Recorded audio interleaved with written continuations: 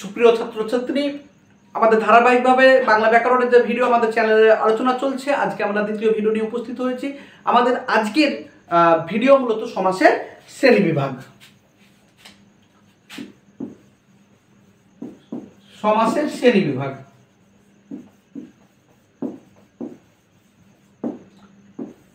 সমাজকে প্রকৃতপক্ষে কত ভাগে ভাগ করা হয় সেটি হচ্ছে আমাদের আলোচনার বিষয়। মূলত বাংলা ব্যাকরণের যে কোনো বিষয় সংস্কৃত ব্যাকরণ থেকে এসেছে, তাই আমরা প্রথমে সমাজকে সংস্কৃত ব্যাকরণে কত ভাগে ভাগ করা হয় সেটি আলোচনা করব। সমাজকে সংস্কৃত ব্যাকরণে মূলত 4 ভাগে ভাগ করা হয়েছে। সংস্কৃত ব্যাকরণে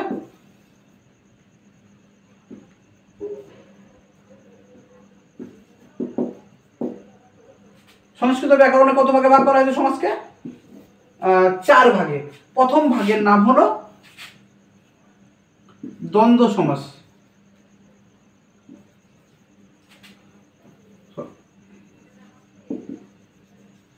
দ্বন্দ্ব সমাস। দ্বিতীয় যে ভাগ, সেই ভাগের নাম হচ্ছে তৎপুরুষ সমাস। তৃতীয় ভাগ বহুব্রীহি সমাস। ব্রীহি সমাস। চতুর্থ ভাগ হলো অব্যয়ীভাব সমাস। অব্যয়ীভাব সমাস।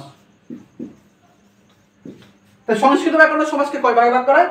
সংস্কৃত ব্যাকরণের সমাজকে 4 ভাগে ভাগ করা হয়েছে। কি কি? দ্বন্দ্ব, তৎপুরুষ, বহুব্রী এবং অব্যয়ীভাব। তবে কর্মধারা এবং দ্বিগু সমাস, এই সমাস দুটি কোথায় গেল? মূলত দ্বিগু সমাস হচ্ছে সংস্কৃত ব্যাকরণ অনুযায়ী কর্মধারায় অন্তর্গত হয়েছে। দ্বিগু সমাস কোথায়? কর্মধারায় অন্তর্গত হয়েছে এবং কর্মধারায় সমাস তৎপুরুষ সমাসে অন্তর্গত। তাই তৎপুরুষে আছে কি? কর্মধারয়। আর কর্মধারয় আছে কি? দ্বিগু। এটি হচ্ছে সংস্কৃত ব্যাকরণ অনুযায়ী সমাজকে ভাগ করা হয়েছে। এবার একজন বিখ্যাত ভাষাতত্ত্ববিদ যার নাম হচ্ছে সুনীতি কুমার চট্টোপাধ্যায়। সুনীতি কুমার চট্টোপাধ্যায় সমাজকে ভাগ করেছেন। সুনীতি কুমার চট্টোপাধ্যায় সমাজকে কত ভাগে ভাগ করেছেন? সুনীতি কুমার চট্টোপাধ্যায় সমাজকে 3 ভাগে ভাগ করেছেন। সুনীতি কুমার চট্টোপাধ্যায় কত ভাগে ভাগ করেছেন? সমাজকে 3 ভাগে ভাগ করেছেন।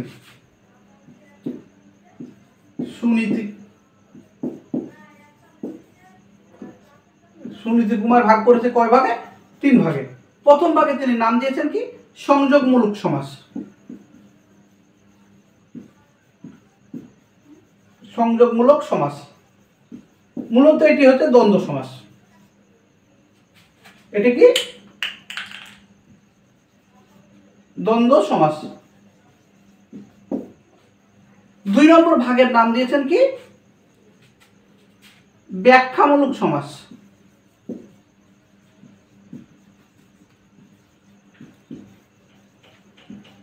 এই ব্যাখ্যামূলক সমাস কি কি আছে? এক্ষেত্রে আছে দ্বিগু, তৎপুরুষ, কর্মধারয় আর হচ্ছে অব্যয়ীভাব। তৃতীয় ভাগের নাম দিয়েছে বর্ণনামূলক। এক্ষেত্রে হচ্ছে বহুব্রীহি সমাস।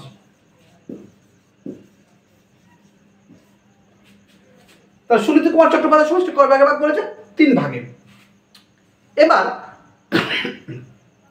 আমরা বাংলা ব্যাকরণ আলোচনা করছি। বাংলা ব্যাকরণের সমাজকে কত ভাগে ভাগ করা হয় সেটি হচ্ছে আমাদের আলোচনার বিষয়।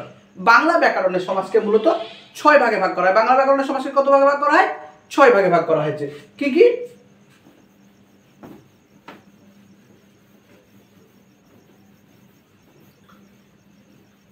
বাংলা ব্যাকরণের সমাজকে 6 ভাগে ভাগ করা হয়েছে। প্রথম হচ্ছে কর্মধারয়। কর্মধারয়। দ্বিতীয় হচ্ছে দ্বন্দ্ব। তৃতীয় হচ্ছে দ্বিগু। চতুর্থ হচ্ছে বহুব্রীহি। পঞ্চম হচ্ছে অব্যয়ীভাব।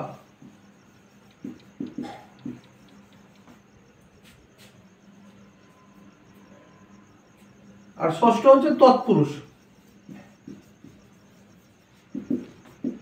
মূলত বাংলা সমাজকে 6 ভাগে ভাগ করা হয়। কি কি? কর্মধারয় সমাজ, দ্বন্দ্ব সমাজ, দ্বিগু সমাজ, বহুব্রীহি সমাজ, অব্যয়ীভাব সমাজ, তৎপুরুষ সমাজ। আমি আলোচনার ক্ষেত্রে এটিকে একটু সাজিয়ে লিখছি। প্রথমে আমরা আলোচনা করব, লিখব কি দ্বন্দ্ব সমাস। প্রথমে লিখলাম দ্বন্দ্ব সমাস। দ্বন্দ্ব সমাস। 2 নম্বরে কি দ্বিগু সমাস। দ্বিগু সমাস। 3 নম্বরে তৎপুরুষ সমাস। 4 নম্বর হচ্ছে কর্মধারয় সমাস।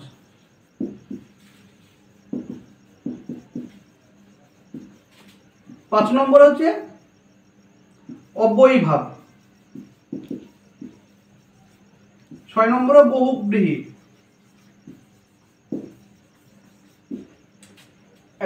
এই 6টি ভাগ হচ্ছে বাংলা সমাসে। বাংলায় সমাজকে 6 ভাগে ভাগ করা হয়েছে, কিন্তু পশ্চিমবঙ্গ মধ্যশিক্ষা পর্ষদ সমাজকে 9 ভাগে ভাগ করা হয়েছে। এই 6টি ভাগ ছাড়া পশ্চিমবঙ্গ মধ্যশিক্ষা পর্ষদ আরও 3টি সমাসের ভাগের কথা উল্লেখ করেছেন। সেগুলো কি কি?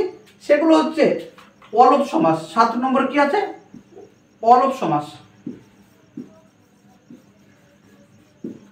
অলপ সমাস। 8 নম্বরে আছে নিত্য সমাস। 9 নম্বরে আছে বাক্যাশ্রয়ী সমাস। বাক্যাশ্রয়ী সমাস। পশ্চিমবঙ্গ মধ্যশিক্ষা পর্ষদ সমাজকে কয় ভাগে ভাগ করেছে? পশ্চিমবঙ্গ মধ্যশিক্ষা পর্ষদ সমাজকে 9 ভাগে ভাগ করা হয়েছে। এই যে বাংলায় ব্যাকরণের সমাজকে 6 ভাগে ভাগ করা হয়েছে, প্রধানত যে 6 ভাগে ভাগ করা হয়েছে, সেই 6 ভাগের বিষয়টা আমরা একটু আলোচনা করব।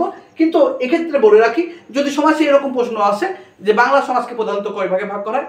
6 ভাগে। যদি প্রশ্ন আসে সমাজকে কত ভাগে ভাগ করা হয়, তবে 9 ভাগে হবে, যদি সেটা পশ্চিমবঙ্গ মধ্যশিক্ষা পর্ষদ অনুযায়ী প্রশ্ন হয়। তাহলে সমাজকে আমরা প্রধানত 6 ভাগে ভাগ করেছি। এই যে 6 ভাগে ভাগ করেছি, এই 6 ভাগে ভাগ করার পরে সমাসের ক্ষেত্রে পদের প্রাধান্য পায়। এই 6টি সমাসে পদের প্রাধান্য পায়। তো মূলত দ্বন্দ্ব সমাসে কি হয়? উভয় পদের অর্থ প্রাধান্য পায়। উভয় পদের অর্থ প্রাধান্য পায়। অর্থ প্রাধান্য পায়।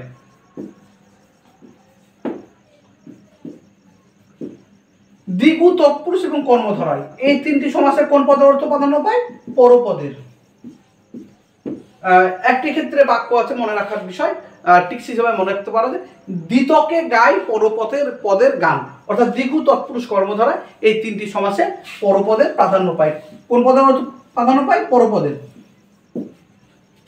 অব্যয়ীভাব, একমাত্র সমাস অব্যয়ীভাব যেখানে পায় পূর্বপদের অর্থ প্রাধান্য। কোন পদে? পূর্বপদের অর্থ প্রাধান্য পায়। বহুব্রী সমাসের ক্ষেত্রে তৃতীয় পদের অর্থ প্রাধান্য পায়। কোন পদে? তৃতীয় পদ বা নতুন পদ। অর্থাৎ না পূর্বপদ, না পরপদ, না উভয় পদ, কোনোটারই অর্থ প্রাধান্য না পেয়ে বহুব্রীর ক্ষেত্রে তৃতীয় পদের অর্থ প্রাধান্য পায়। এই যে অর্ধেক প্রাধান্যর ব্যাপারটা পরবর্তীকালে আমরা যখন ভাগগুলো আলোচনা করব, সেক্ষেত্রে আমরা এই অর্থের প্রাধান্যর ব্যাপারটাকে সেখানে আমরা আলোচনা করব এবং সেটি বুঝিয়ে দিব অর্থ প্রাধান্যর ব্যাপারটা কি। এই ছিল আমাদের মূলত সমাসের ভাগ এবং সমাসের পদের প্রাধান্যর বিষয়টি। সকলে তোমরা চ্যানেলটি সাবস্ক্রাইব করো, ভিডিও লাইক করো এবং বন্ধুদের মাঝে ভিডিওটি শেয়ার করো, যাতে আমরা নতুন নতুন ভিডিও করতে উৎসাহ পাই। আর ভিডিও সম্পর্কে যদি কোনো রকমের তোমাদের কোনো পরামর্শ থাকে, কমেন্ট বক্সে অবশ্যই কমেন্ট করবে। আমরা যেন পরবর্তী ভিডিওতে সেইগুলো